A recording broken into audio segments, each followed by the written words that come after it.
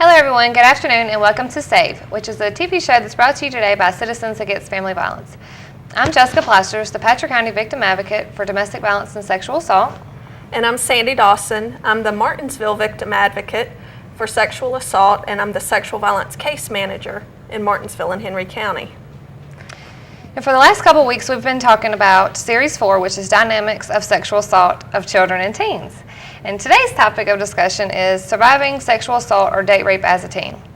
Now, with that being said, we have a very special guest today, Miss Mitzi Marsh. And if you would please do so, would you introduce yourself and your title and a brief description of how this relates to our topic today? Well, like she said, I'm Mitzi Marsh, and I work with Citizens Against Family Violence also. I'm the prevention coordinator, and I do a lot of the after-school programs with the teens and the youth in the community. We have a program in the high school which is called Relate, and all the 9th grade students get it. So what is Relate? What does Relate stand for? It stands for Relationship Education Leading Adolescents Towards Empowerment. We go through a lot of things like boundaries, assertiveness, red flags, stuff like that. Okay, so what are some, can you mention some of the red flags? What are some of the red flags that they teach the teenagers about teen dating violence and Relate? Some of the red flags are like isolation, being mean, like when you're playing around if they're already violent, blaming you for all the arguments if it's always your fault, putting people down, putting you down, like talking about your friends, talking about your family, just stuff like that. Controlling what they do, a lot of stuff like that. Yeah. Same things we see in adult relationships. This is where they start, basically. Definitely. Okay. So you said you do the Relate program, you do the youth programs after school and stuff like that, and within the shelter. So with working in the community, you see a lot of teenagers. What in this area do you see is what our teens are going through as far as the most problems or whatnot? A lot of the teens, they're going through, they already have raging hormones, they already have the peer pressure that's going on, they have the low self-esteem or no self-esteem. They're trying to build it up, they're trying to see where they're going to be, who they're going to be. They have stress from all aspects of their life, family, school, social, just everything building up. So they're just trying to become who they're going to be and figure where they fit in. Yeah, figure out where they fit in. That's a lot of pressure on the teens. Just in dealing with all of their own personal stuff. I think lots of times we hear, you just don't understand. I think that as adults, we understand a lot more than they think we do, simply because we've been there. Right. We may not can relate to their individual situation. It just depends on what it is, but oftentimes, that's what we hear is, you just don't understand, or nobody understands me. And that's what, through the program, we try to teach them that we do understand, like you said, maybe not your individual situation and certain circumstance, but we do know that you are going through all these certain things and situations, and we try to guide them in what they may come up against and, just show them. Or just show them what to be looked out for if something is. So it's basically like a healthy, unhealthy relationship. Yeah. Teaching them the rights and wrong or what to look out for. And peer pressure is really difficult for teens. It always has been. But just the added pressure of how to be, like trying to be cool or trying to fit in to get friends to like you or things like that. And so I think a lot of times kids will experiment more or try different things because they think that they're not going to be liked by their friends. Or they think everybody else is doing it, they may as well be doing it too. Right. Or they're supposed to because their best friend is, or like you said, Right. trying to fit in wherever they can get in, basically. Yeah. And these things could lead to more danger for them as well, as far as sexual assault or teen dating violence. I know that's a big thing here in the area. We see a lot of teens experiencing these relationships so young and going through the control and the violence and even the sexual assault. Yeah. You know, that even relates to the last couple of weeks when we had Investigator Stanley talking about the internet crimes. You know, when the kids have low self-esteem or they're not feeling like that they fit in, they'll start searching for that attention. That attention and that place to fit in, and they will go online and start developing relationships from someone who provides that attention, or that that thing that makes them feel good about themselves, And building their self-esteem. or about that they're wanted by somebody. And unfortunately, in some cases, those are not healthy relationships because they may be a perpetrator, Right. a predator out there. And they gear that. They look for those ones that do have the low self-esteem and Right. that want that attention and that are trying to fit in. And sometimes it's the children that aren't the most popular or something like that. So trying to get to be that next popular child. Yeah. So they're doing whatever they can. And oftentimes we'll hear at that point, well, he makes me feel special, or He called me 1,000 times today because he loves me. And he wants to know where I'm at all Not of moves because he's because he doesn't want controlling her. another guy. We hear that a lot in the schools, Right. He calls me 100 times because he wants to know where I'm at, make sure another guy's not talking to me. That's because he loves me. No, that's not because he loves No. you. Or maybe they he think feels like they're going to be the popular one because they have the older guy or the cooler guy. But or just to it's be not. able to say, I have a boyfriend. Not necessarily that it's a healthy relationship, or not necessarily that it's somebody online. Yeah. And those online relationships, like we talked about with Investigator Stanley, they may be people way out of town or across the country. Or across the street. Or across the street. Even if they say they're Unfortunately. across the country. Right. So, it opens people up to the possibility of what they could be led into, or even not developing their own healthy self-esteem because they are tricked, so to speak, into believing that this is a positive relationship. That's right. When people are dealing with low self-esteem, oftentimes too, not only are they looking for the perception of their peers for how they're dressed, for how they're accepted by all of their friends, but it also affects their own behaviors too. They may decide, they may start doing more risky behavior kind of things, not just talking online or using Facebook, because social networks are okay when they're used appropriately. Yeah. But it even can lead to, we hear, it sounds like I'm going to be an old woman now, so just y'all excuse my topic here, but when when the kids think, I need to dress differently to get this attention, that's not just people being old saying that about your No, they clothes. don't realize how they're being taken. And I just recently talked to a group of teenagers about this.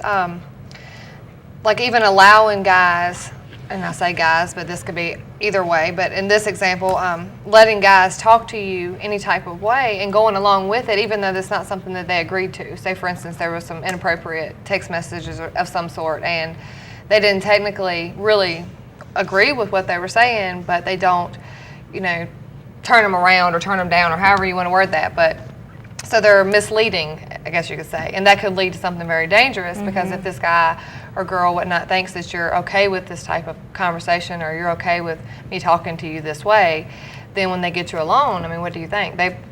You've already portrayed to be this person that you're not. So Or open the that can- door or open to the door something. to something very dangerous happening, and that's what they're not realizing too. Teenagers are not realizing that their appearance does mean a lot, because if you're walking around in little bitty clothes or low cut shirts and you're trying to act as a grown or young lady, then that portrays a different view to a lot of And older that goes guys. back to what me and Jessica were talking about with the raging hormones. That the hormones are already raging, so that's where their mind goes straight to. So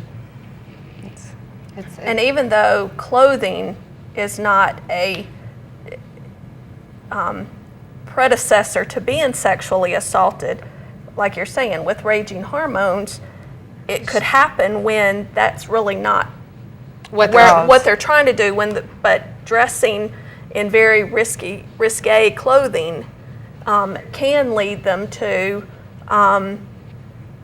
the potential of a sexual assault. Right, and I didn't mean that like just because they wear the clothes this is going to happen to them, but with misleading as far as not so much their clothing, but with allowing people to talk to you inappropriately and going along with it. I see a lot of young girls that will say they've done stuff that they haven't done before just to make that guy think, oh, she's she's cool, or she's older, or she's more mature because she's been there, done that, and when they really haven't even done that before, but they're going along to sound not going to have to cool. work as hard to get Not what going to I have to work want. as hard, so I'm Right. going to go in and it's going to be okay. And just because It's a just person dangerous. is wearing revealing clothing doesn't necessarily, Right. it By no doesn't means give at all. permission for a Definitely sexual not. assault, because the clothing has nothing to do with it. Absolutely nothing to Sexual do with assault comes from another place.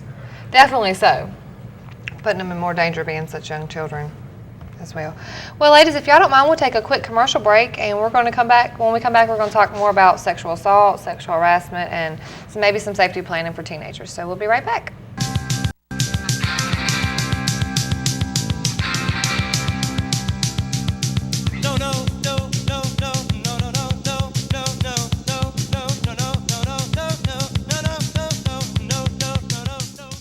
BTW 21, your neighborhood network, the only local channel with a certified meteorologist. Join Kip Wallace and Jamie Singleton at 6 and 11. Excuse me, my daughter has a rash. Is there a drugstore nearby? Do you mean pharmacy? Sure, pharmacy, whatever. I've got 1.2 million. I just need one, actually, nearby and open on Sunday would be great. I've got images, news groups. Would you like to see your exact location from outer space? No, just a drugstore. I know 3 in this neighborhood. 2 open Sundays, 1's a chain. They have coupons. Just saying. Dexnose.com. Smarter than your average search. More exact, more detailed, a lot more local. Dexnose.com. Make the short drive to Madison, North Carolina and save thousands. Your choice of over 100 2011 Chevy Impala LS, 2011 Chevy Malibu LS. All just $12,977, all just $19 down and $199 a month. You pick the color in Madison. Ladies and gentlemen, we are now boarding. Destination, Mercy International.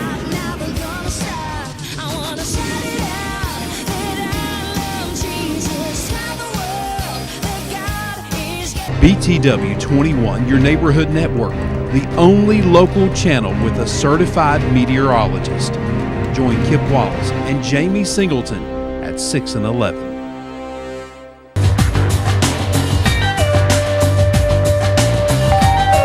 For professional and affordable PC repair, sales, and service, call 732-4695. At Memorial Hospital, we know something about miracles. We see them happen in healthcare every day. Diseases are conquered, patients are healed, and new generations of our community are born. While we may see marvels of technology and wondrous advances in medicine, Memorial Hospital cannot forget the true miracles are the dedicated people whose care and commitment to service excellence make a difference in the lives of Martinsville, Henry County residents, and in our neighboring communities, one patient at a time. BTW 21, your neighborhood network, the only local channel with a certified meteorologist. Join Kip Wallace and Jamie Singleton at 6 and 11. Hi, I'm Mallory from Jim Mills Nissan. This is the Nissan Leaf, the first mass-produced and manufactured 100% electric vehicle. This vehicle is so fun to drive. You press the accelerator, you can go from 0 to 60 in no time at all, with speeds up to 90 miles an hour and up to 100 miles per charge. No emissions, no gas tank, no oil, no tailpipe. Come visit us at Jim Mills Nissan across from the Martinsville Speedway. BTW 21, your neighborhood network, the only local channel with a certified meteorologist. Join Kip Wallace and Jamie Singleton at 6 and 11.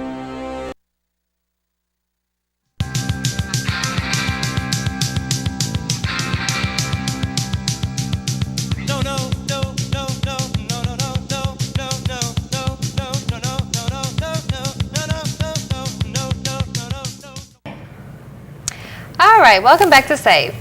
Now, Sandy, I know we've went over this 1,000 times, and probably before the show ends, I'll ask you again. But would you please give us a definition of what is sexual assault? What is sexual assault? There you go. Well, right off the bat, I'm going to say that I don't have a memorized word-for-word definition. Right. But what we can talk about is that sexual assault is any unwanted sexual behavior. Unwanted meaning without consent, but it's also by the means of force, threat, or intimidation.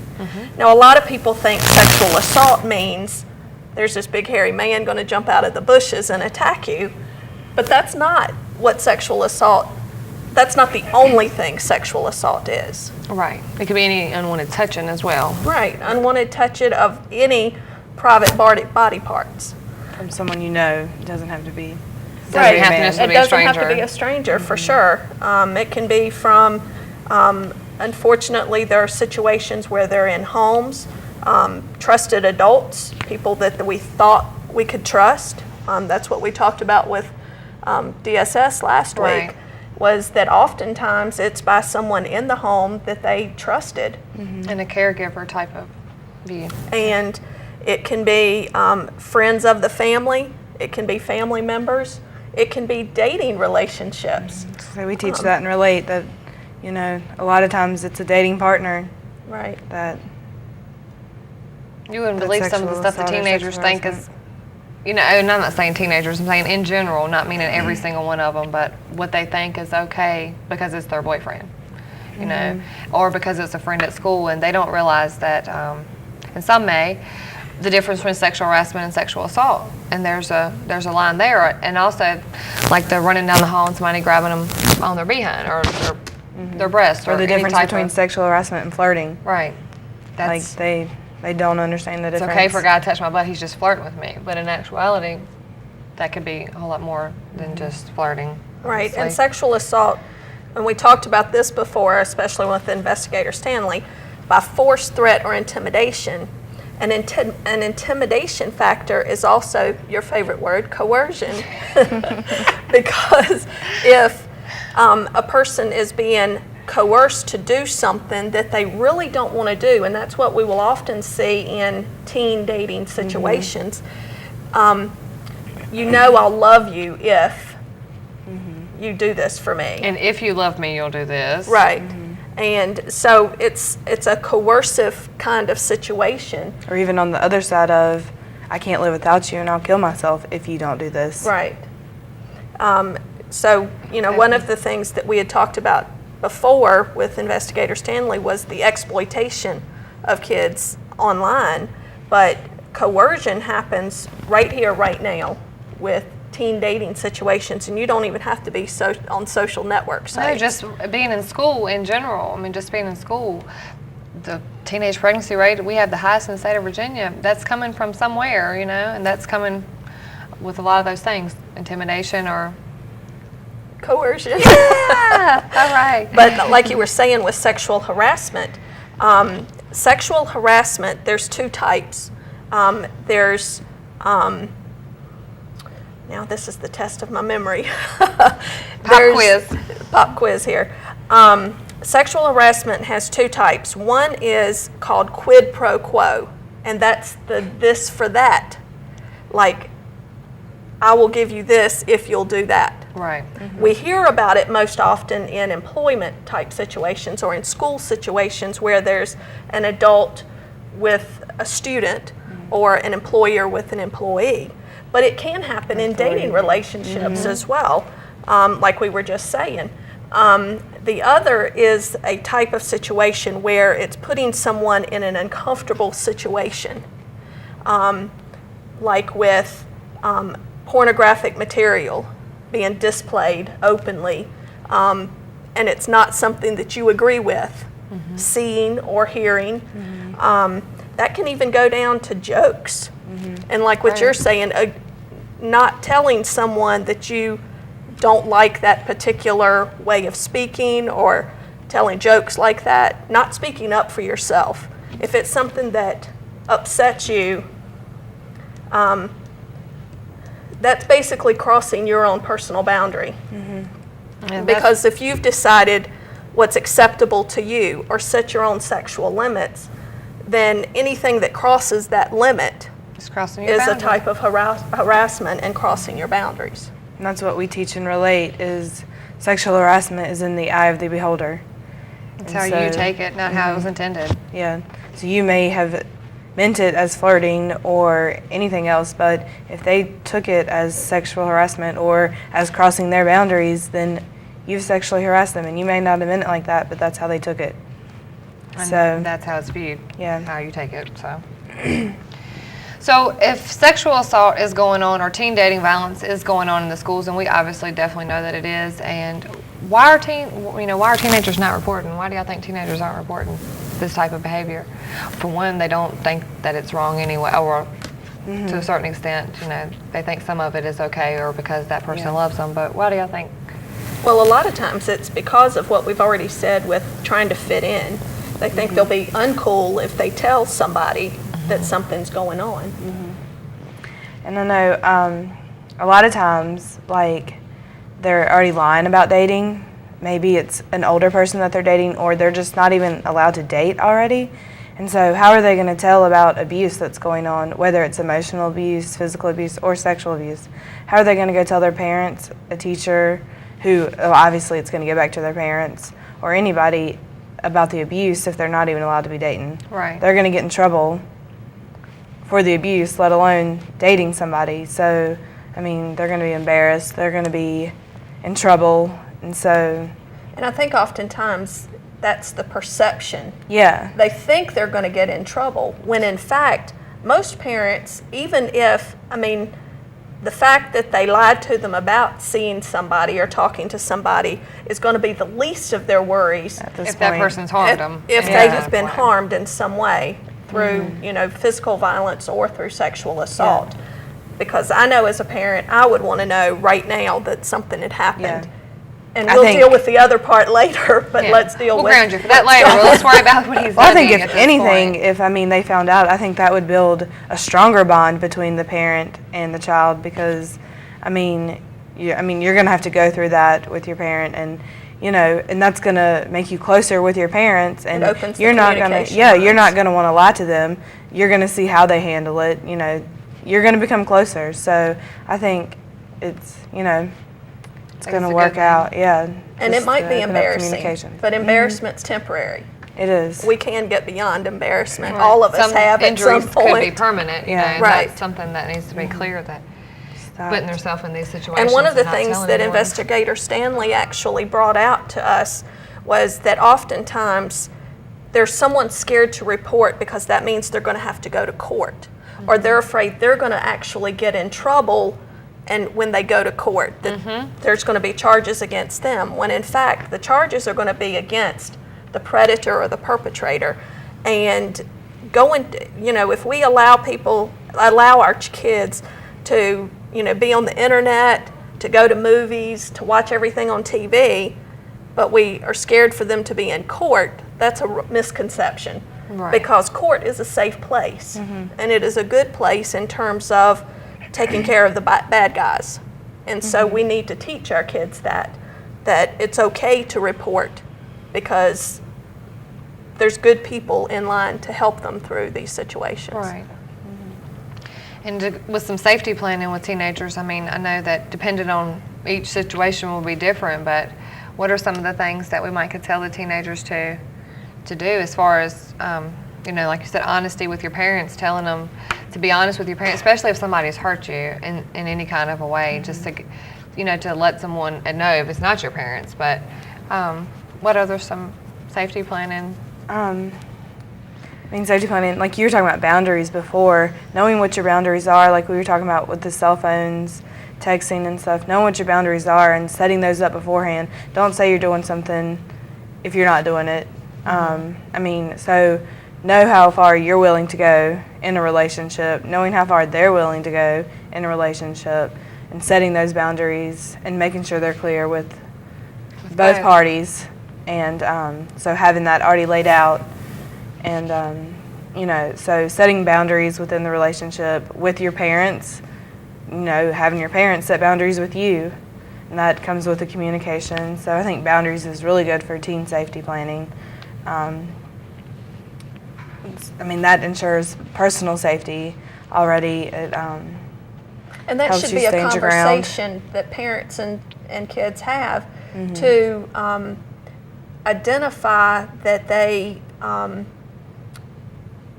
know what their boundaries are, that they have set their sexual limits too. What rules, what are the, I'm trying to think how I'm putting this. What is the length that someone will go that's an acceptable decision for each individual to make? It's against the law for kids under 18 to be in a sexual relationship with an adult or with anyone over 18. And there's a whole lot of laws that govern that. So it's important for parents to have that conversation with their kids too, to help them develop that, because kids don't know. And like you said, they can be misled very quickly and very easily. And not only that, and I know we got to close up in just a second, but and I'm a parent myself, so, and I have a boy, so mine hasn't got to this point yet because he's small. But I know as a teenager, everything my mama told me not to do, of course, that's what I'm going to go do, because what's the reason not? And the good thing about, in my situation, and it's not in everybody's, but my mom explained to me why I shouldn't do these things. Not don't do that, don't do that, don't do that. And then you're sitting there as a teenager wondering why, Right. So having that open conversation or open communication with a teenager is great, because not just saying them, don't go over here, don't go over here, don't do that. Give them reasons why, and open the door for conversation as far as what they're really going through, because we're adults, but we understand what they're going through, because we may go through the same things as adults sometimes. But to really open up and listen to them, and because if you just tell them not to do something, that's exactly what they're going to do. Give them the reasons. Explain to them why they shouldn't do these things, not just point fingers and say don't do that, because of course they're going to rebel. That's part of growing up, and that's part of being teenagers. And then once they've set their boundaries, to be assertive enough to tell what their boundary is. No, that's not okay. Or no, I'm not going to do that. And not agreeing to do something that you really don't want to do. Right, because by agreeing to do those things, can make a name for yourself, as they say, and whether that name is true or not, that could lead to more dangerous situations, because they're going to think this is how you are, so they're not going to have to butter you all up to get you there. It's just, that's what they're going to think, and those names can hurt you as they get older. I said you, but I mean teenagers as they get older. And okay, so what should we tell teens to talk about, or they need to report? Like, what are, of course, Citizens Against Family Violence. Our hotline, 276-632-8701. And then you can also talk to a trusted official at the school, or which can be a principal, a counselor, anyone, a teacher, anyone at school that you trust, a police officer. And there's also a website that is loveisrespect.org, and you can text Love Is to 77054 at any time and talk to a peer advocate. That's 24 hours a day, which is free. And loveisrespect.org has a lot of information on their website that, is that kind of for parents and teens, though? Don't they have like a two-sided thing where they have some information for they parents? have information for anyone, really. And then our hotline is 24/7. And then we also have a Facebook page. Like us on Facebook. So you can like us on Facebook and get lots of information. You can also send us a message on Facebook, and only our advocates can get to that. And if you want to send us a message and talk to someone there, you can talk to someone. Okay. So. Well, before we close up, do you have any new program updates or anything you want to say before? We've also gotten a new curriculum called Safe Dates that we're going to be implementing in some of our after-school programs. So we're excited about that. All We'll be right. trying that out. Well, thank you very much, Mitzi, for coming on the show today. Got the whole, we're of course missing a few of our members, but we got part of our crew here. So have a great day, stay safe, and we'll see you next Tuesday. Thank you, Mitz. Thank y'all. Thanks, Andy.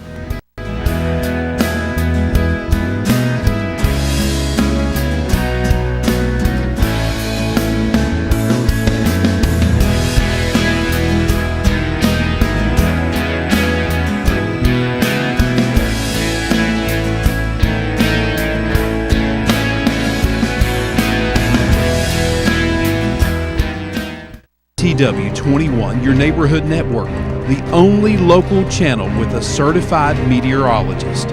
Join Kip Wallace and Jamie Singleton at 6 and 11.